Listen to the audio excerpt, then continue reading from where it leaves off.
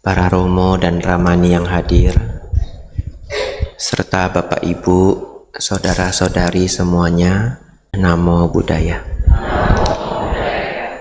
Hari ini Bapak Ibu datang ke wihara mendengarkan dharma, sekaligus mengisi batin, mengisi pikiran untuk bekal menjalani 1 tahun ini. Kita akan bahas Chinese Zodiac, bahas Sio hari ini. Ada yang 100% percaya, ada yang 70%, ada yang 40%, ada yang 30%, ada yang nggak percaya. Nggak apa-apa, cincai ya. Kenapa? Karena semuanya dapat manfaat. Yang percaya, 100% percaya, jangan melupakan dharma. Yang 50% percaya, 50-50. Saya nggak percaya, Bante. Apa manfaatnya? Manfaatnya Anda tahu cara berpikir orang lain. Betul ya? Memang Anda nggak percaya, tapi Anda jadi tahu cara berpikir orang lain gitu. Dan dengan begitu bisa membawa diri dengan benar. Nanti satu ketika dapat pacar, datang ke rumah calon mertua, yang dibahas Sio semua. Betul ya? Terus Anda cuma jawab, nggak percaya saya. Maaf tante, saya nggak percaya. Dipecat. Baru calon menantu sudah dipecat. Nggak percaya, diem, enjoy, begitu ya. Diem, enjoy, tahu itu budayanya orang gitu. Dan bisa membawa diri. Mana tahu pas mertuanya Sio naga, dianya Sio monyet. Saya Sio monyet tante. Wah, ini cocok sekali sama saya. Nah, langsung promosi ya. Bapak Ibu Saudara, saya mau bahas sedikit folklore, apa itu bahasa Indonesianya? Kisah rakyat. Kisah rakyat orang Tionghoa. Kenapa Anda hari ini datang pakai, beberapa orang pakai merah-merah, karena Imlek. Nah, jadi ini folklore Bapak Ibu, kisah rakyat ya. Jangan ditanya benar apa enggak, namanya kisah rakyat ya. Jadi dulu dikatakan menjelang Imlek atau perubahan musim di Tiongkok, muncul hewan buas. Anda juga bisa katakan monster. Hewan buas namanya adalah Nian. Ada yang pernah dengar? Sebagian ya. Namanya adalah Nian. Nian ini besarnya 2 kali gajah. Nah, nggak ada hewan 2 kali gajah. Makanya tadi saya katakan ini kisah rakyat. Sepertinya gajah itu sudah mamalia paling besar di darat. Tapi mamalia paling besar di dunia adalah ikan paus ya. Nah, Nian ini dia muncul memangsa manusia. Dan sangat meresahkan warga. Warga tidak tahu harus bagaimana. Sampai satu ketika muncul seorang kakek tua. Kakek tua ini memberitahu para masyarakat kalau Nian ini takut pada 3 hal. 1, takut sama warna merah. 2, takut sama api. 3, takut sama suara kencang. Oleh karena itu, setelah mendapat petunjuk dari kakek tua ini, masyarakat lantas pakai merah-merah. Semua dimerah-merahin, Kemudian pasang lampion di jendela. Nah, depan situ ada lampion, Bapak Ibu nggak nampak Saya nampak. Nah, belakang itu ada lampion. Nah, jadi zaman dulu mereka pasang lampion di jendela. Dan lampion itu ada nyala apinya. Karena Nian itu takut sama api, Lalu bunyiin petasan. Setelah ini dilakukan Bapak Ibu, Nian itu hilang. Itulah yang Bapak Ibu lakukan sampai hari ini. Lalu uniknya, tahun baru bahasa Mandarinnya disebut Sin Nian. Nah, Nian itu Sama dengan ucapan nien tahun dengan nien yang monster tadi. Ya, itu legenda sangat terkenal Bapak Ibu ya. Jadi kisah rakyat menjadi sejarah. Nanti kalau ditanya kenapa senang warna merah, nah ceritakan cerita itu ya. Baik, kita masuk tahun ular kayu. Siap-siap ya.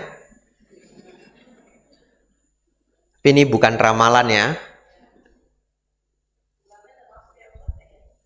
Kenapa? Iya, masuk tahun ular ya. Bapak Ibu Saudara, bagi yang tidak familiar ya, dengar baik-baik, percaya tidak percaya enggak apa-apa, ini pengetahuan umum. Kita punya sio 12, betul ya? Nah, saya rajin loh, dulu saya hafalin Itchu jigu saho si togoleng, betul ya? Lak coa cit bepek nyokau kau cap ke cap it kau cap jitu. Nah, pakai Hokkien. Dulu saya pelajari masih TK, saya masih ingat. Tiap hari hafal. Nah, 12 sio itu masih ada 4 elemen. Ya, api, air, kayu, logam. Bapak Ibu tahu, satu elemen seperti ini, kita cerita ular kayu, itu perputarannya 60 tahun. Jadi nggak akan ketemu ular kayu lagi sampai 60 tahun yang akan datang. Jadi kalau Bapak Ibu ada yang siohnya ular kayu, maka hari ini Bapak Ibu sudah hampir umur 60. Ya, atau sudah masuk umur 60. Dan itu lahir tahun 1965. Kita kembali lagi ketemu ular kayu 2025. Baik, mari kita dengarkan apa karakter ular kayu. Saya ulangi, ini kita bukan cerita dharma. Ya, kita cerita kepercayaan rakyat. Nanti kita belajar dharma. Porsi saya dharma Bapak Ibu. Ya, kalau porsi saya ramalan besok SP1. Keluar SP1 dari STI nanti ya. Biku tidak boleh praktek meramal. Ya, baik. Kita bahas kayu dulu. Kan ada 4 elemen ya. Kita masuk elemen kayu. Kayu itu punya 3 sifat utama. Yang pertama pertumbuhan. Yang kedua fleksibel atau fleksibilitas. Yang ketiga kreatif. Ya, yang pertama pertumbuhan, yang kedua fleksibilitas, yang ketiga kreatif. Fleksibilitas bagaimana maksudnya Bante? Kayu itu kan keras. Ya, kayu itu bisa dilengkungin kalau dipanaskan ya. Beberapa jenis kayu itu kalau yang tipis kita sebut triplek ya. Ya, ada kayu yang lebih gede lagi. Ya, di pabrik itu bisa mereka panasin sampai di steam atau di bagaimana saya tidak tahu ya. Nanti dia sudah panas bisa dibengkokin pelan-pelan. Anda bisa ketemu furniture yang kayunya padu lalu dia melengkung begini. Nah, ya, baik. Ular. Ada yang sio ular di sini? Ada ya? Ya. Ini ular ya. Sifat ular adalah 1, bijaksana. 2, strategis atau punya strategi. Ya. 3, ketajaman intuisi. Apa maksudnya ketajaman intuisi? Feelingnya kuat. Nah, kata ramalan ya. Jadi Bapak Ibu, kalau kita lihat menurut ramalan, menurut keyakinan tradisi Tionghoa, maka ular kayu ini membawa sifat, tahun ini itu sifatnya adalah tenang. Karena ular itu tidak suka buru-buru. Yang kedua, pertumbuhan yang stabil. Kayu itu tumbuhnya pelan-pelan. Ya, tenang, tumbuhnya pelan-pelan. Yang ketiga, ada misteri atau strategi di dalamnya. Ya. Jadi menurut ramalan, tahun ini bukan tahun yang cocok untuk buru-buru. Tahun ini tahun yang tenang. Kalau Anda mau sukses di tahun ini, tumbuhkan ketenangan. tahun ini adalah tahun yang sangat baik untuk perencanaan jangka panjang. Kenapa? Karena pohon itu lama panennya. Tapi kalau Anda nggak nanam, ya nggak panen. Betul ya? Jadi ditanam, sabar, tabah, tumbuh pelan-pelan. Itu Bapak Ibu, nanti Anda punya gambaran tahun ular kayu. Tenang, bijaksana, strategis, fleksibel, tumbuh pelan-pelan. Lalu, dharmanya apa Bante? Nah, ini masuk porsi saya. Baik, saya catat di sini 4 dharma. 4 saja Bapak Ibu. Tidak terasa, 15 menit sudah berlalu. Baik. Ya. Bapak Ibu, kembangkan ini setahun penuh ini ya. PR-nya 4 ini. Yang bagi Anda yang percaya 100% dengan zodiak Chinese, ya ini akan membawa Anda lebih baik di tahun ini. Bagi Anda yang setengah percaya pun tetap lebih baik. Saya tidak percaya Bante, enggak apa-apa, tetap baik. Kenapa? Karena 4 ini adalah dharma. Ya. Yang pertama Bapak Ibu, jarang disebut UPK. UPK. Jarang disebut kalau di puja bakti minggu. Mungkin para biku sering membahas meta, ya, sering membahas berdana, sila. Kita terkhusus hari ini mau bahas UPK. Apa itu UPK Bante? Tenang seimbang. Anda lihat ular itu diem. Saya baru pulang Bapak Ibu. Kalau kemarin saya dari Bone. Ya, saya baru datang dari Bone. Di mana itu Bone Bante? 4 jam dari Makassar. Jadi saya mau kemari itu agak lelah. Naik mobil Bone ke Makassar, rehat 1 hari, besok pagi-pagi berangkat ke bandara, terbang ke sini. Tapi sebelum dari Bone Bapak Ibu, saya ke Wat Pananachat, ya, wihara hutan tempatnya Acan Chah. Di sana saya baru datang, masuk ke kuti yang dalam itu, ketemu ular Bapak Ibu. Jadi wihara hutan banyak ularnya itu benar. Saya baru datang, nggak 24 jam juga belum. Ya, ketemu ular warna coklat, agak lucu ularnya, ya, karena dia pergi. Kalau dia datang kemari nggak lucu Bapak Ibu. Dia nampak saya, pergi dia. Ya, warna coklat muda, saya, unik, ada ular gitu. Baik, saya dapat ilmu sangat berharga dari Bante di sana. Jadi begitu nampak ular, ada Bante senior di sana, saya bilangin, Bante ada ular Bante. Oh ya, di sini mah biasa. Kalau malam-malam gimana Bante? Ya kita hati-hati pakai senter. Lalu saya ingin bagi ilmu ke Bapak Ibu. Terus saya tanya, gimana tahu Bante, ularnya beracun apa enggak? Saya lupa pertanyaan saya persisnya apa, tapi Bantenya jadi bahas beda ular beracun dengan tidak beracun. Dan ini akan menjadi ilmu untuk Bapak Ibu seumur hidup. Mudah-mudahan ilmunya akurat ya. Karena kalau nggak akurat dipatok, kita mati Bapak Ibu. Kata beliau, ular itu kalau tidak beracun, nampak manusia dia kabur.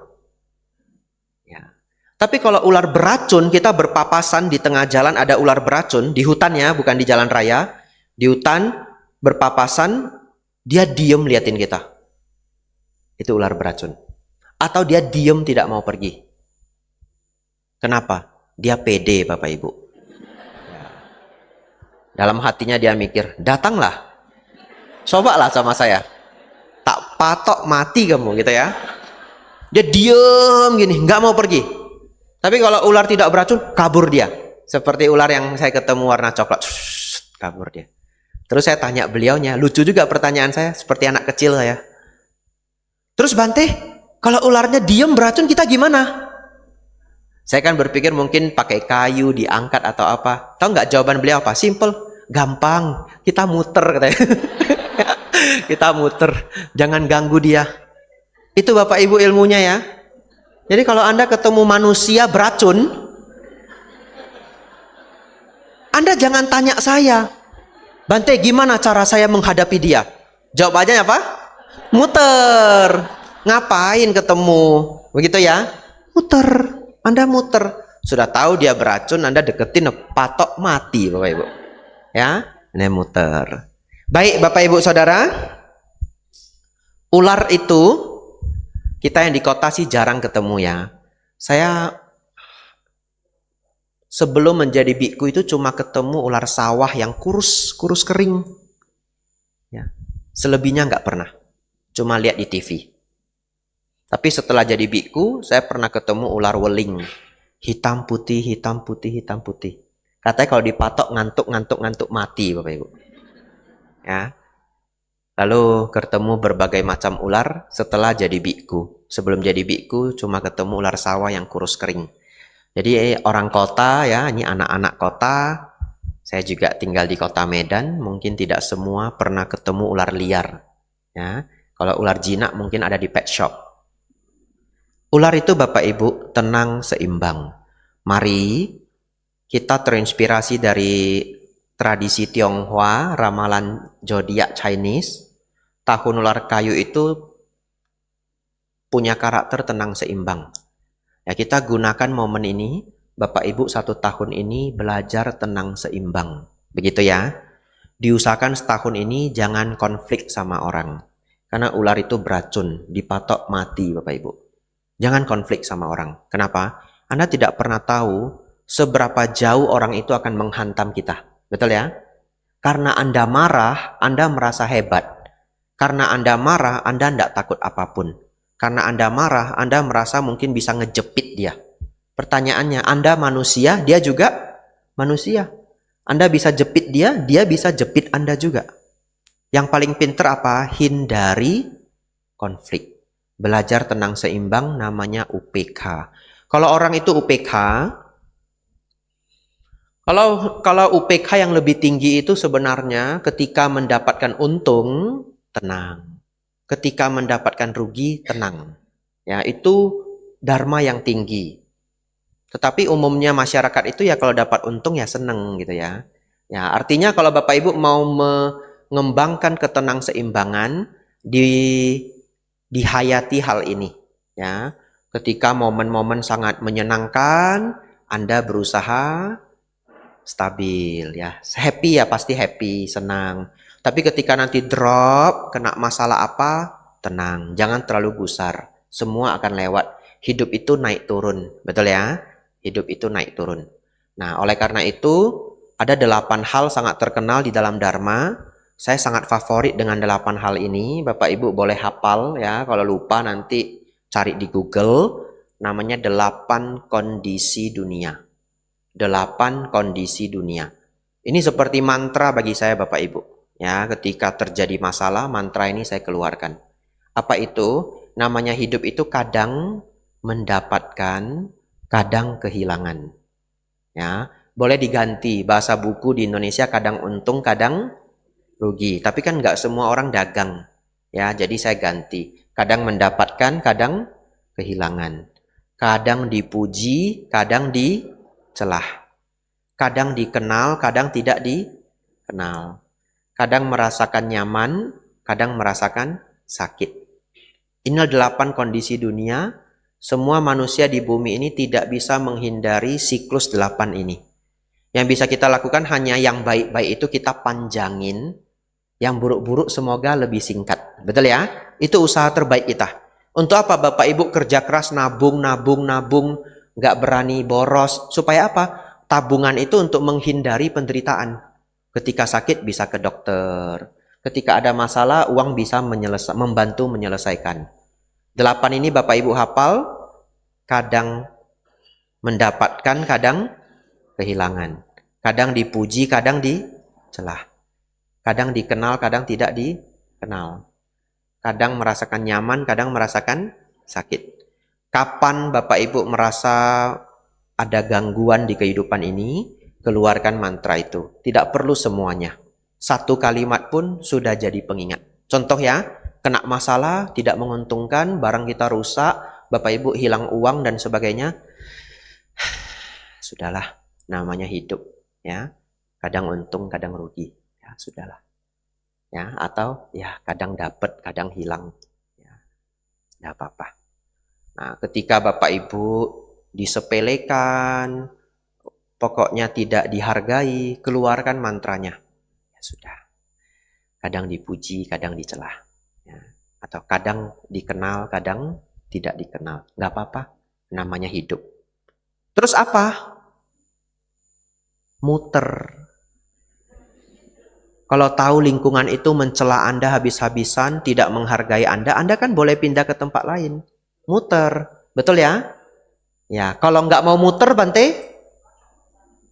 Enggak, nanti ada ilmu nomor 2. Patok kan kalau ular, ya. Ya, kalau dia bukan ular ya cuma dicerca-cerca ya. Tapi kadang kita nggak bisa pindah. Kadang itu adalah keluarga sendiri, betul ya? Kadang itu teman baik sendiri, tempat kerja sendiri. Kadang kita nggak bisa muter. Terus gimana Bante kalau nggak bisa muter? Nah, ilmu nomor 2. Ya. Sabar. Ya, sabar. Saya sudah sabar Bante. Sampai kapan Bante? Sampai bisa muter. Ya gimana? Nggak bisa pergi? Ya, Anda kerja, Anda sudah tanda tangan kontrak 3 tahun. Kalau Anda mau keluar bayar denda atau hukum perdata, coba. Apa? Nggak bisa. Sabar. Nggak apa-apa. Sabar. Kerjakan dengan baik, tenang seimbang, sabar, tenang seimbang. 3 tahun lewat, ya toh? Nah, setelah 3 tahun cari tempat yang lebih baik, ya. Dapat lagi yang nggak baik Bante, sabar lagi. Waduh, nggak habis-habis ya.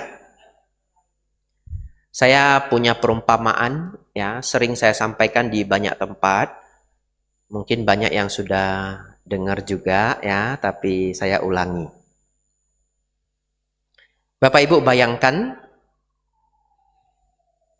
Bapak Ibu dapat koin ajaib, ya, koin ajaib. Terserah, $1 ya boleh, 1 yuan ya boleh. Kita pakai yang lebih mahal, 1 golden, nah, mata uang Belanda kuno VOC. Katanya golden itu masih ada emasnya. Katanya ya, nggak tahu benar apa enggak. Bapak Ibu dapat koin ajaib, 1 golden. Koin ajaib ini kita diminta sama kakek misterius tadi, masukkan ke botol 1,5 liter. Botol aqua yang besar. Bapak Ibu cari botol aqua yang besar, dapat, fling, masukin, tutup Bapak Ibu. Lalu koin ini ajaib. Setiap hari dia berganda. 1 jadi 2. 2 jadi 4. 4 jadi 8. 16, 32, 64, 128, 256, 512. Flash disk. Betul ya? Iya. Dia ganda terus Bapak Ibu. Ganda, ganda, ganda, ganda. Baik. Konsentrasi ya. Dia berganda selama 30 hari. Dan akhirnya penuh. Pertanyaan saya. Kapan dia 1/4 penuh? Koin, masukkan ke botol 1,5 liter. Penuhnya tanggal 30. Kapan dia 1/4 penuh? Nah, enggak perlu jawab. Jawab di hati. Ya. Saya minum dulu.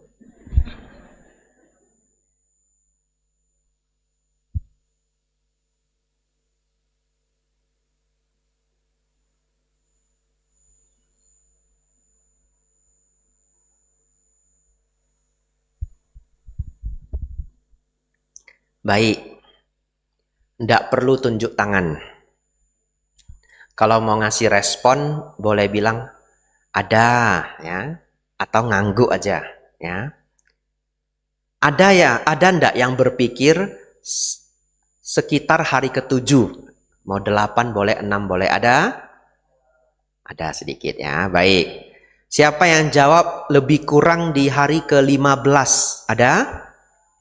Ada sedikit ya.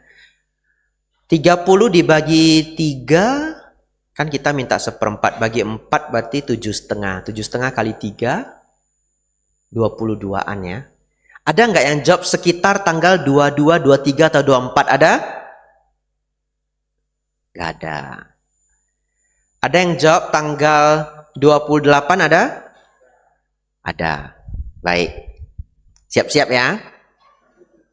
Penuh tanggal 30. Kapan seperempat penuh? Jawabannya tanggal 28. Ya, yang benar dapat hadiah. Pir ya. Pirnya gede sekali, saya dimarahi pengurus nanti. Pirnya gede banget, ini yang premium ini ya. Nah, itu yang agak kecil. Minta sama Bante. Ya, saya minta sama Bante pasti dikasih ya. Tapi kalau beneran dijawab nanti Bapak Ibu takut ya. Bapak Ibu Saudara, jawabannya adalah tanggal 28 botol itu seperempat penuh. Kok bisa Bante? Baik. Kan dia tiap hari berlipat 2, betul ya? Kalau hari ke-30 dia penuh, bener enggak hari ke-29 dia setengah? Betul ya? Karena setengah besok jadi 1. Setengah kali 2, 1. Kalau besoknya, kalau tanggal 29 dia setengah, maka tanggal 28 dia setengahnya setengah, seperempat. Ya. Lalu tanggal 27, 1/8. Tanggal 26, 1/16. Segini. 1/16-nya segini Bapak Ibu. Kalau Bapak Ibu pakai botol 1,5 liter. Apa maksudnya Bante? Inilah salah satu rahasia hidup. Ini rahasia hidup Bapak Ibu. Bapak Ibu ingin sukses di apapun. Dagang, karir, keluarga ingin harmonis, ingin belajar ya, menjadi pinter, apa saja. Ingin mendalami fotografi, videografi, editing, barangkali kalau sekarang dunia modern ya. Saya senang belajar bahasa ya. Sama Bapak Ibu ilmunya. Apa itu? Kita berjuang dari hari pertama sampai hari ke-25. Ini hari ke-26 loh. 25 Bante, setengahnya lagi. Coba. Dari hari pertama sampai hari ke-25 kayak enggak ada hasilnya. Tapi begitu hari ke-26 setengah. 27 nambah. 28 nambah. 29 nambah. 30 penuh. Dia kelihatan berisi start dari tanggal 27. 27, 28, 29, 30. 4 hari tok. Itu sebabnya mencapai satu kesuksesan itu tidak gampang. Kenapa? Karena Anda harus melalui tanggal 1 sampai tanggal 25. Kayak enggak ada hasilnya. Berapa banyak orang latihan piano berhenti di tengah jalan? Berapa banyak orang latihan taekwondo, karate tidak sampai sabuk hitam? Kenapa? Bosen. Susah. Kok nggak pinter-pinter? Betul ya? Anda coba belajar bahasa. Saya senang belajar bahasa. Sudah belajar 2 tahun, kalau part time ya, kecuali dikirim ke sana, dikirim ke Thailand, cepet bisa. Tapi kalau kita belajar di sini di Indonesia, Mandarin kah, Inggris kah, bahasa Jepang kah, sudah belajar 2 tahun, nonton video, film apa, nggak kedengeran. Betul nggak? Lalu orang berpikir apa? Nggak bisa-bisa saya, nggak berbakat saya. Berhenti. Padahal bukan. Telinga Anda itu tiba-tiba ajaib di tahun keempat. Belajar aja terus. Tahun pertama, tahun kedua, tahun ketiga, seperti nggak ada hasil. Belajar Mandarin, ya, Caoan, sedikit-sedikit. Saya hafalnya sedikit. Caoan, Cao Sang Hao ya. Kalau Caoan dimarahi Lause. Sama saya hafal Sang Cesuo, betul nggak? Lause wo yao qi sang cesuo. Itu. Sisanya nggak ngerti Bapak Ibu. Yang penting bisa ke toilet saya selamat ya. Lause wo yao qi sang cesuo. Kei. Bisa pergi. Saya nggak bisa Mandarin Bapak Ibu. Bisa Hokkien ya. Nah, Anda berjuang belajar. Tahun ketiga Anda mengerti sedikit.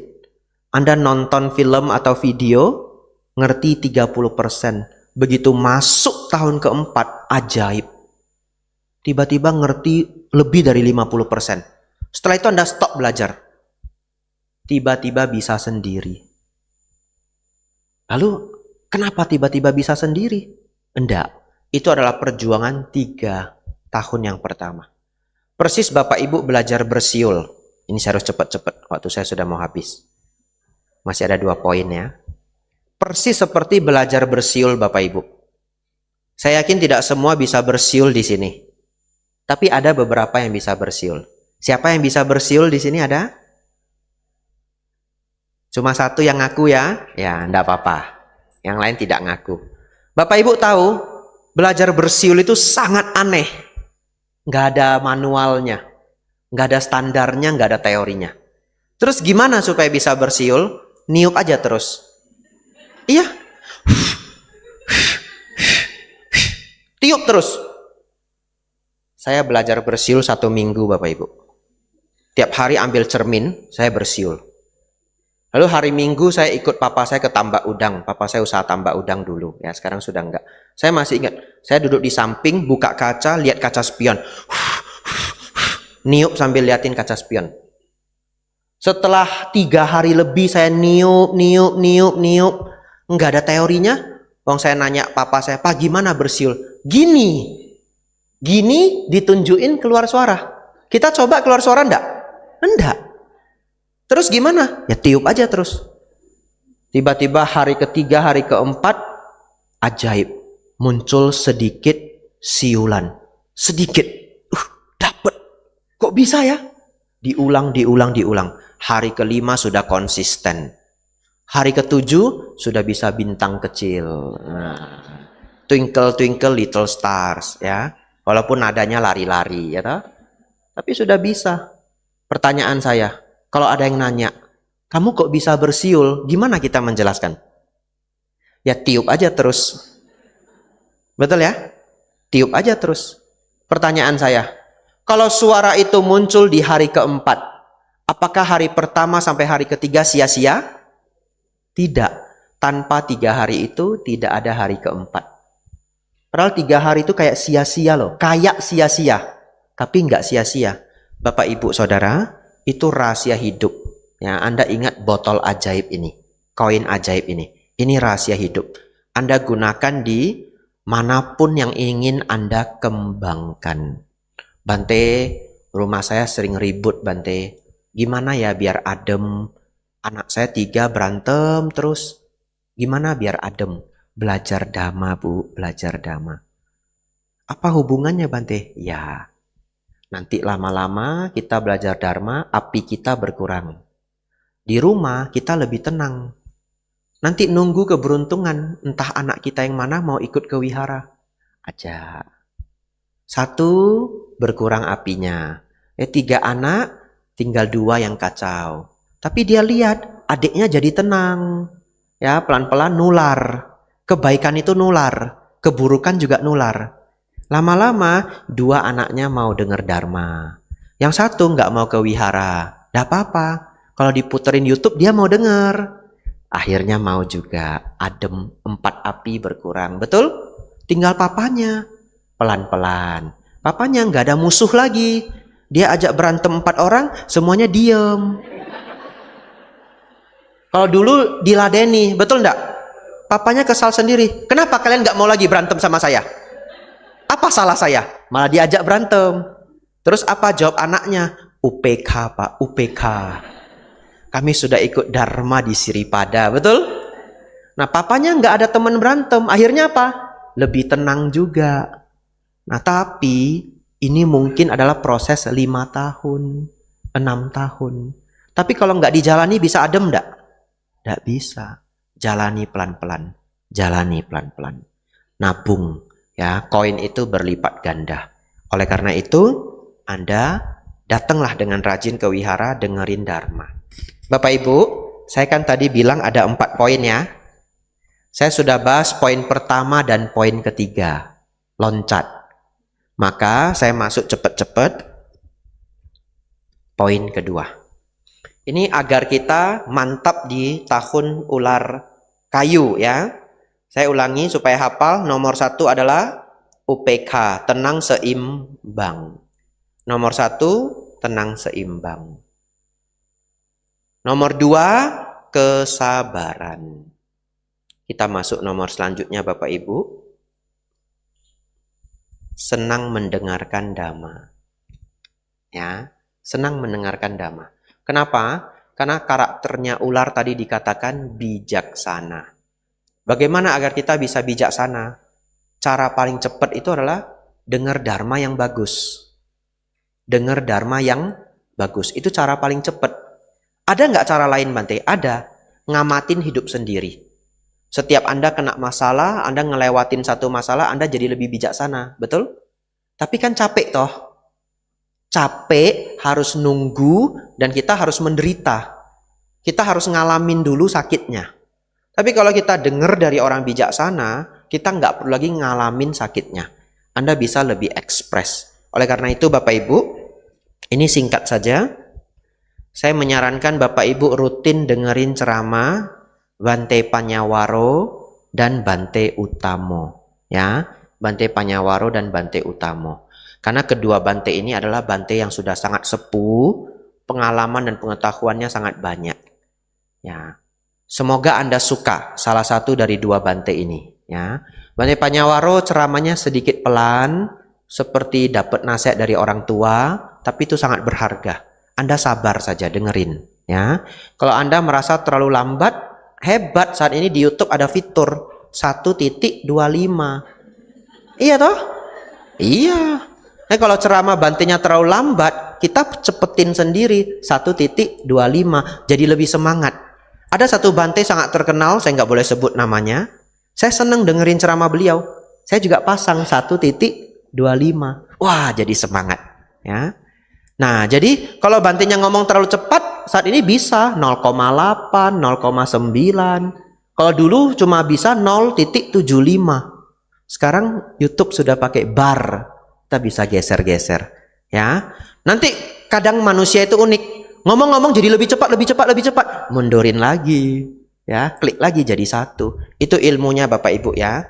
Bapak Ibu dengerin Bante Panyawaro, Bante Utamo. Seminggu satu kali. Seminggu satu kali. Percaya saya, Bapak Ibu akan jadi jauh lebih bijaksana. Ini confession saya, pengakuan saya. Saya dulu pemarah Bapak Ibu. Ini pengakuan saya. Saya dulu pemarah. Dan setelah banyak membaca buku Dharma, muncul satu keajaiban. Saya belajar baca buku Dharma 1,5 tahun non-stop Bapak Ibu. Tidurnya sama buku. Jadi semua buku sebelum saya jadi bikku, buku-buku Dharma yang terkenal mungkin sudah saya baca. Ya, ada buku Achan Brahm, Cacing, Hidup Senang Mati Tenang, Superpower Mindfulness, buku Achan Cha, A Tree in a Forest, betul ya? Lalu A Heart of the Mind atau apa, gitu. Begitu sedikit kehidupan ini, buku Sanggaraja, Karma Pencipta Sesungguhnya, Prof. Mentinmon, dan banyak buku lain. Saya baca 1,5 tahun Bapak Ibu. Tiba-tiba satu ketika, kemarahan saya itu drop, turun, sepertinya 80%. Dan saya menyadari itu ketika ada kejadian. Dan saya nggak marah. Dan saya bingung, kenapa saya nggak marah? Kalau sebelum-sebelumnya, saya sudah pasti marah. Dari situ saya tahu, semua proses 1,5 tahun ini membuat kemarahan saya berkurang. Tapi kalau ditanya, buku yang mana Bante? Sudah nggak tahu. Betul ya? Karena itu proses yang begitu panjang. Oleh karena itu saya ingin nularin itu ke Bapak Ibu. Zaman sekarang kita beruntung. Banyak sekali ceramah Dharma di YouTube. Bapak Ibu dengerin seminggu 1, seminggu 2 ya. Kalau videonya panjang jangan takut. Videonya 2 jam Bante, jangan takut. Denger aja setengah jam. Lalu dicatat atau di capture, difotoin. Nanti besok lanjut lagi lanjutannya. Ya, atau Bapak Ibu catat aja menitnya. Ya. Jadi nanti pelan-pelan didengerin sampai habis. Cari yang Bapak Ibu suka. Saya sangat meyakini Bapak Ibu benar-benar akan berkembang. Ya, tentu marah itu tidak menjadi 0, tapi berkurang. Betul ya? Kapan marah itu jadi 0 Bapak Ibu? Kalau mencapai arahat. Atau setidaknya anagami. Kesucian tingkat ketiga. Seorang anagami itu sudah tidak bisa marah. Ya. Terakhir Bapak Ibu, karena di tahun ular ini, ular itu bisa galak kalau diganggu, kita rajin menghindari konflik. Ya, tahun ini rajin menghindari konflik. Supaya tidak konflik gimana Bante? Ini nomor 4. Ucapan benar. Ya, jaga ucapan. Itu sudah yang paling sakti. Kalau sudah marah, berusaha diem. Jangan ngomong yang kasar. Berusaha. Lama-lama jadi kebiasaan. Semua orang bisa marah, itu manusiawi. Benar ya? Tapi kalau setiap marah langsung nembak, setiap marah langsung nembak, Anda akan kehilangan banyak orang dalam hidup Anda. Anda marah itu ya tenang, diem. Orang juga tahu kok kita marah. Tapi orang bisa maklum. Karena namanya manusia memang bisa marah. Tapi kalau Bapak Ibu marah, jangan nyerang orang. Jangan bikin sakit orang lain. Karena orang itu nanti akan muter. Karena kita jadi ular berbisa. Jadi jaga ucapan. Tapi jaga ucapan ini sangat sulit. Betul ya Bapak Ibu ya? Ya, jaga ucapan ini sangat sulit. Apalagi kalau sudah marah. Oleh karena itu, kita ingatkan bersama, saya juga latihan, Bapak Ibu juga latihan. 4 hal harus dihindari. 1, berkata bohong. Ya, diusahakan Bapak Ibu seminimal mungkin berbohong. Seminimal mungkin berbohong. Loh Bante, kenapa seminimal mungkin? Harusnya Bante ajari kami, jangan berbohong. Belum tentu tinggal di masyarakat 100% tidak berbohong. Belum tentu. Belum tentu. Betul ya? Oleh karena itu saya bilang seminimal mungkin. Ada orang datang ke rumah kita mau mukul paman kita. Paman kita berbuat salah yang besar. Nggak tahu salahnya apa. Pinjol kah? Judi kah? Bohongin orang kah? Tapi kan tetap pamannya kita, betul? Terus orang itu datang, 5 orang, badan kekar, baju hitam-hitam, wajah serem-serem. Ketuk pintu. Mana itu? Acek itu mana? Acek ada di dalam toh?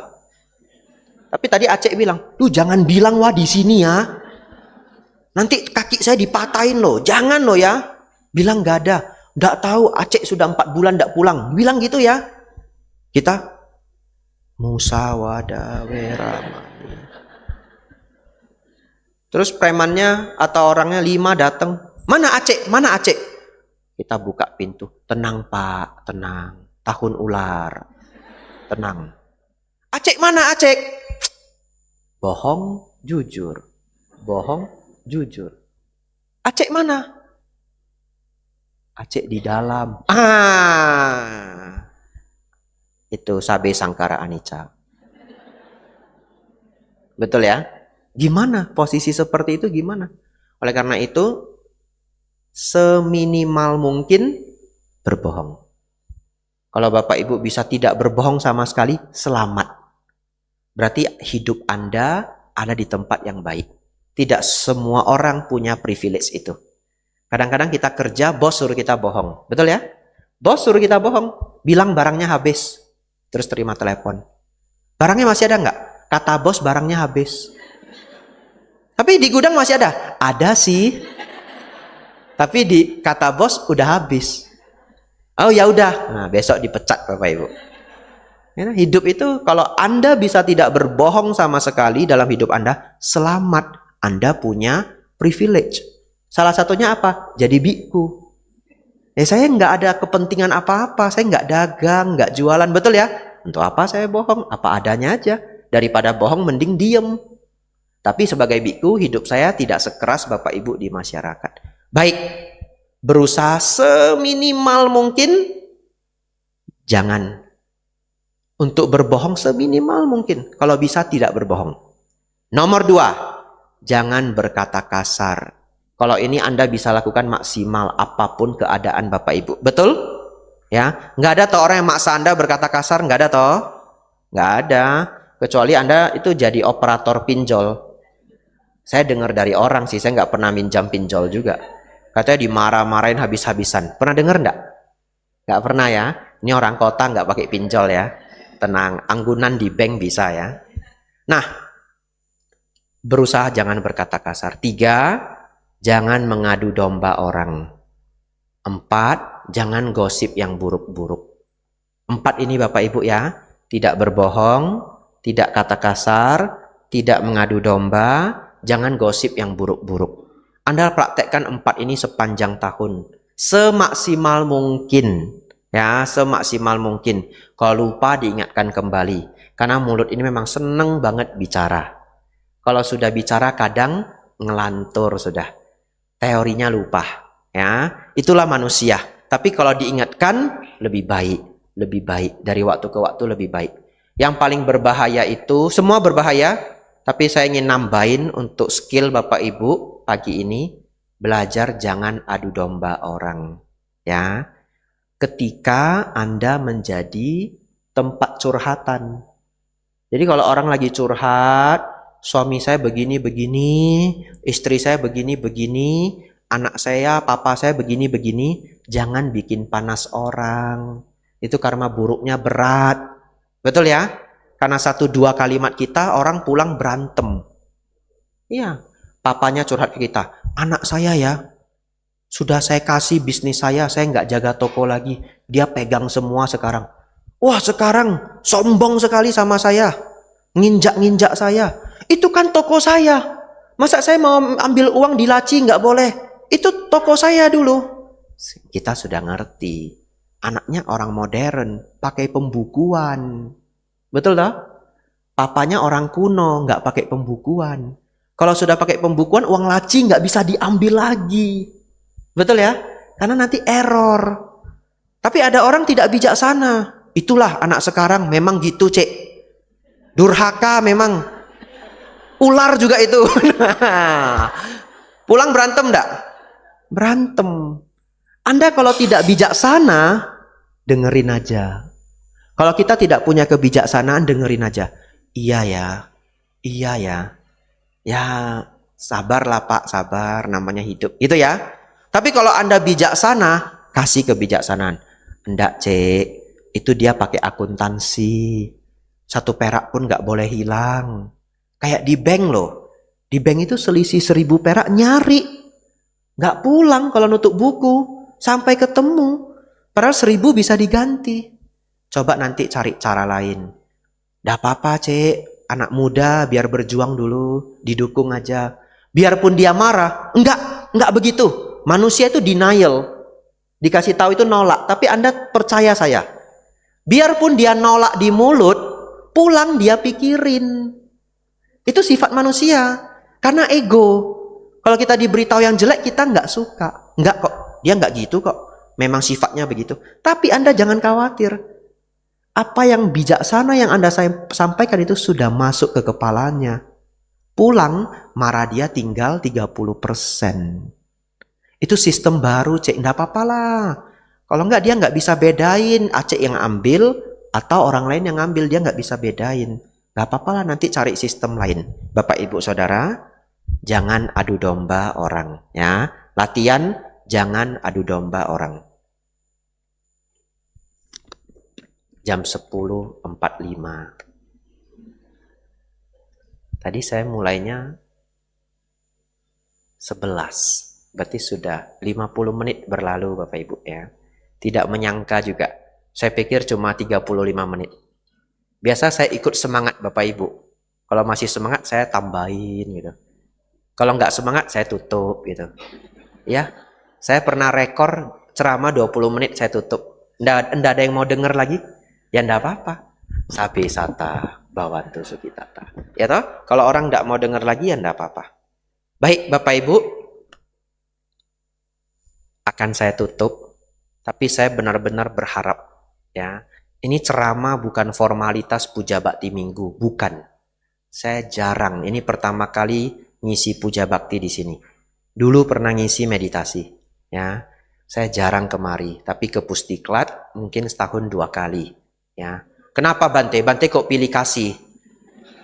Kenapa Pusdiklat setahun 2 kali di sini nggak pernah? Saya numpang tidur di sana, Bapak Ibu. Kalau saya transit, saya numpangnya Pusdiklat.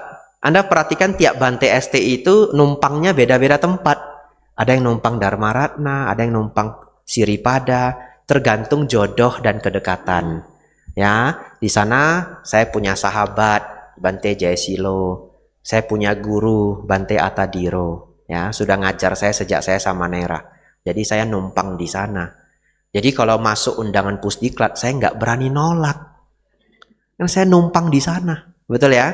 Tapi tidak apa-apa, dimanapun ceramah yang penting dharmanya.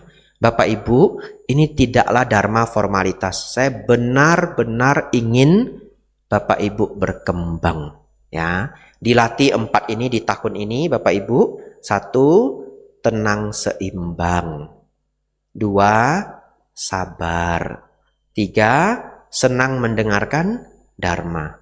4, jaga ucapan yang baik. Ya, semoga di tahun baru, tahun ular kayu ini, Bapak Ibu Saudara semakin berkembang dalam dharma, semakin maju dalam kehidupan. Semoga segala cita-cita baik Bapak Ibu Saudara dapat terwujud terlaksana.